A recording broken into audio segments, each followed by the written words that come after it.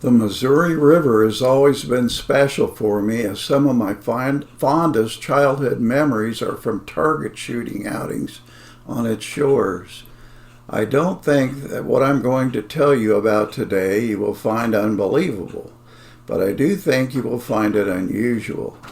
Some of the photos I will be showing you in this video were extracted from old 8mm home movie film. They are almost half a century old.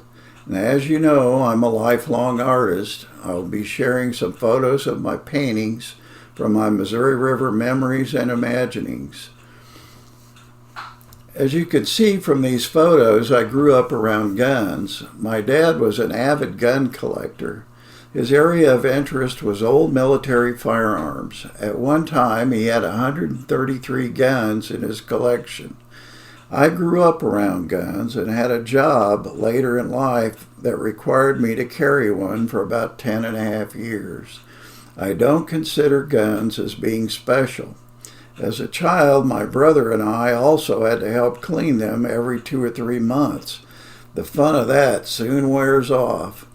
I had my first rifle at age 7. We were taught firearm safety at that time. If you wanted to get into trouble with my dad while hunting, cleaning guns, or target practicing, just violate one of the rules of firearm safety. My brother and I were pretty wild as kids, but we never touched the guns without my dad's permission. Our favorite place to shoot was at a place just below Missouri City, Missouri, an old riverboat town about 10 or 12 miles northeast of Kansas City, Missouri. Kansas City has grown since my childhood and is nearer Missouri City today. This is a photo of my dad firing his Civil War vintage .44 caliber U.S. Navy Colt pistol.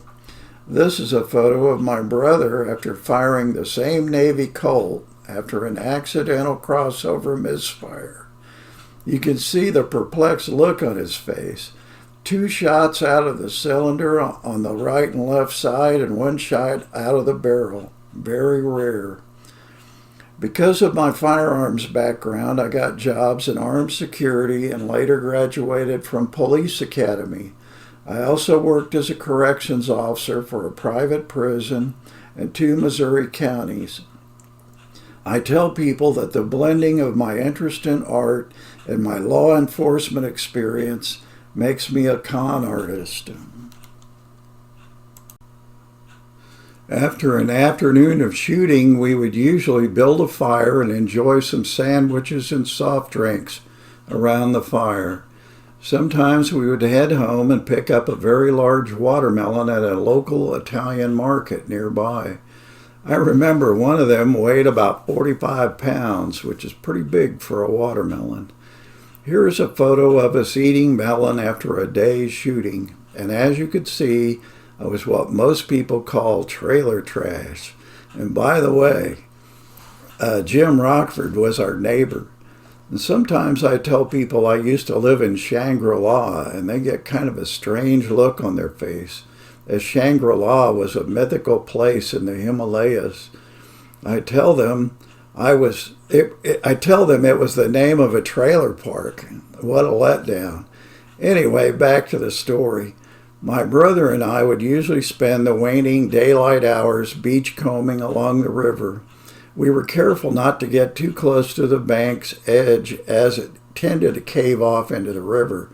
The river's current was about 3.5 miles per hour, which is pretty swift for a river. This was due to the river being straightened and channelized for riverboat traffic. Even a good swimmer would be in trouble in the swift current. It is sand and silt carried by the current tends to fill a person's clothing, causing them to sink to the bottom. The river is also filled with dangerous whirlpools that can suck a swimmer down.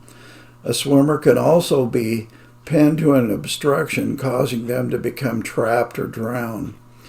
Once while beachcombing, I found a note in a bottle from a young man living in Lamars, Iowa, named Jerry Lathrop.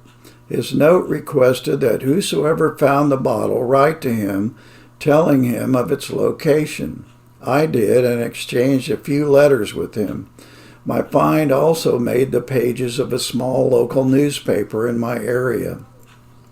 A funny aside, one day my dad was loading his model 1864 Springfield musket while telling his friend how soldiers would get excited in battle and double load their musket. All of a sudden he stopped and said, "Oh no, I just double loaded my musket talking to you." A good laugh. Good thing he realized that it would have blown up in his face.